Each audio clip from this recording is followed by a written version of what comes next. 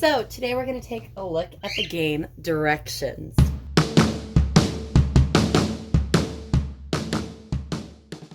For directions, we have 2 starting points. So I need to start at one of my 2 starts. So I've got one start over here by the amusement park and the gym. And I have my other start over here by the university.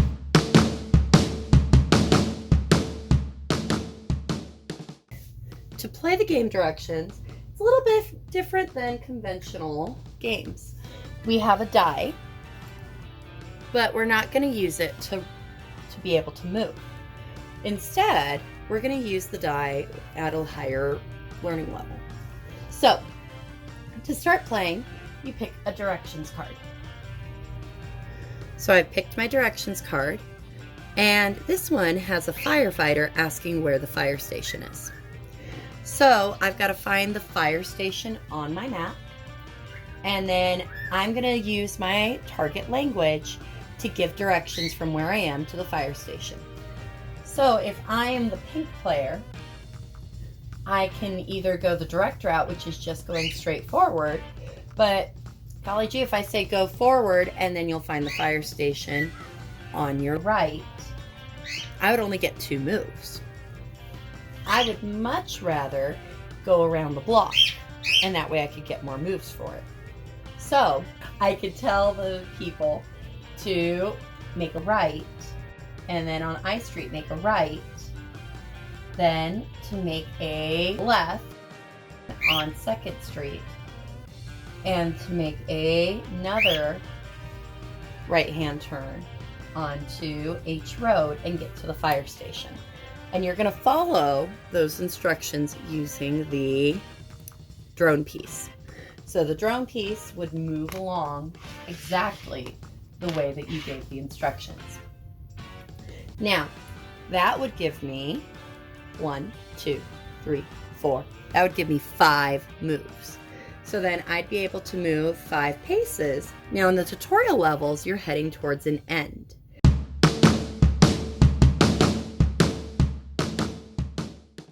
But in the higher levels, I would draw a missions card, or formerly mission card, now errand card, and it would tell me where I need to go and how many turns I have. So this one, it's a special one. It's got 2 locations. It's got the supermarket and my house. Now, my card told me I need to get to the supermarket or the grocery store, and then I need to go home. So luckily the store and my home are pretty close together, but from the starts it's a little ways away, so I want to get as many verbs as I can to make my way over. So 5 moves is going to really help me. I can go 1, 2, 3, 4, 5. Now, mind you, tutorial play, you're just heading towards your end. Once you're out of tutorial play, then you start using your errand cards, formerly our mission cards that you see pictured here.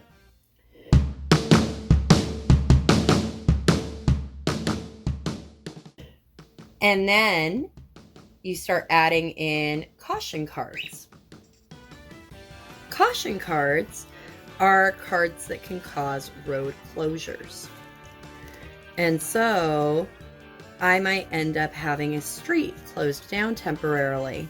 For instance, there was an earthquake off of 1st Street, and it will be closed for 2 turns. Okay, so here's 1st Street right here. I'm going to take my cone pieces and I'm going to put them on the street so I know it's blocked off due to the caution card. Now, after caution cards come into play, I can still give directions through it, but I can't cross the street. So I'd have to wait the 2 turns to get across it if I needed to cross it.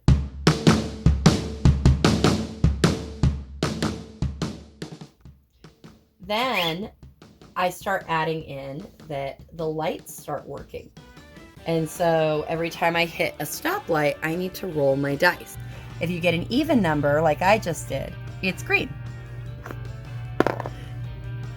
If you get a odd number, then it's red and you have to stop no matter how many verbs that you have.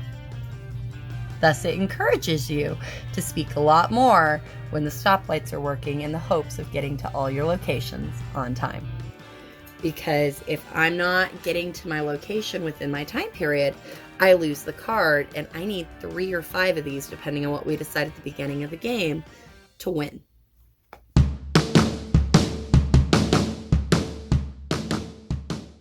After that, the school zones come into play. School zones are going to slow you down. It takes 2 verbs each time to get through a school zone.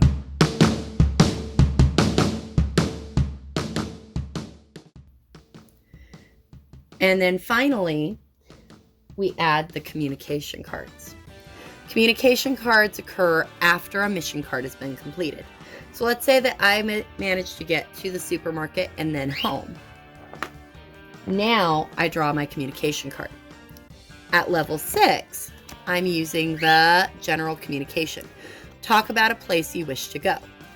So I've got to give 3 to 4 sentences about a place that I wish to go after I've completed in the target language.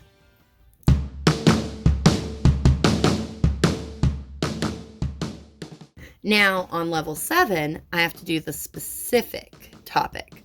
Tell others about a shop you wanted to go to and why. So now I have to pick a specific shop and I have to give a reason why I want to go there in the language I'm doing. If that's too hard for me, I don't have the vocabulary, I can do the general topic, but then I need to do 2. So I'd have to draw this one and do another general topic to equal level 7. Talk about a thing you saw or got on your journey. So those are the 7 levels of difficulty in the game of directions.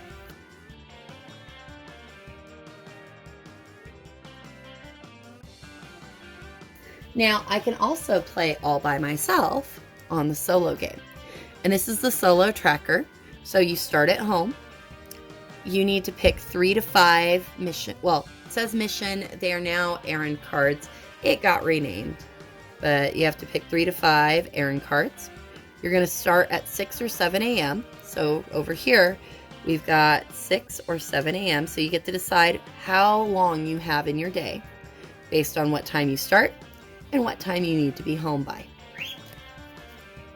All right, get to all your mission cards and stops before you return home. So for a solo game, you get to ignore the number of turns. You're just trying to get home before the day ends. So I've got to go to the waterfall, the museum, and the computer store before it gets to nightfall. Because once it gets to nightfall, I've got to be home. There's traffic from 9 a.m. to 10 a.m., which means if it's in the red here, I have to use 2 verbs to move instead of 1. And the same thing here, 5 p.m. to 6 p.m. I have traffic again, so it slows me down, 2 verbs to a space. Each direction card answered is 1 hour. So if I give the thief directions to the bank, then that's 1 hour, and the number of verbs I use to speak are how many moves I get.